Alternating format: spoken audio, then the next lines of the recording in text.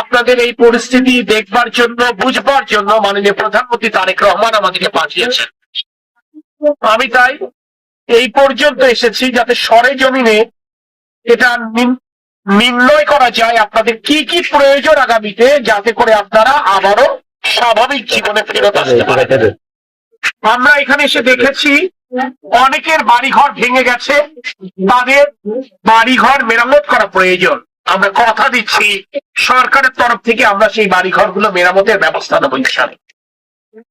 আমরা এখানে এসেছি, আমরা কথা বলে দেখেছি অনেকের ফসলের ক্ষেত ক্ষতিগ্রস্ত হয়েছে, ধানের ক্ষেত, অনেকের হয়তো বা ফলমূল বিশেষ করে পেঁপের বাগান ক্ষতিগ্রস্ত হয়ে গেছে, অনেকের মাছের ঘের তলিয়ে গেছে। আমরা সেই ক্ষতিগুলো সরকারের তরফ থেকে পুষিয়ে দিতে চাই।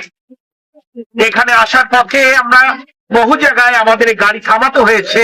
মাননীয় সংসদ সদস্য আব্দুল ওয়াদুদ ভূঁইয়া সাহেবকে সবাই ধরে দেখিয়েছেন যে রাস্তা 2001 সালের পরে তিনি তৈরি করে গেছেন, এরপরে আর ওই রাস্তায় কোনো উন্নয়ন ঘটেনি এবং এই অতিবৃষ্টিতে সে রাস্তাগুলো ভেঙে নষ্ট হয়ে গেছে, ব্যবহার অনুপযোগী হয়ে গেছে।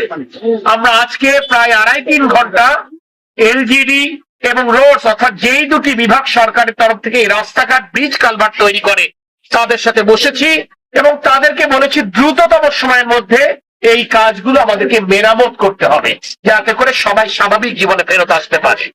আমি আপনাদেরকে দুটি সুসংবাদ দিতে চাই।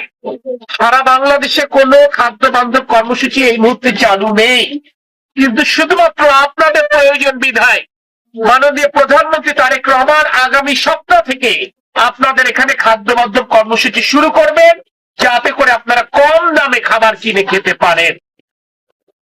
আরেকটি উদ্যোগ সরকারের তরফ থেকে নেওয়া হচ্ছে, যে সমস্ত এনজিও ক্ষুদ্র ঋণ বিতরণ করেছেন এবং করেন প্রতি মাসে তাদেরকে কিস্তি দিতে হয়, এই জুলাই মাসে যেন কিস্তির টাকা আদায়টা তারা বন্ধ রাখেন, সেই কারণে সরকারের তরফ থেকে উদ্যোগ গ্রহণ করা হচ্ছে।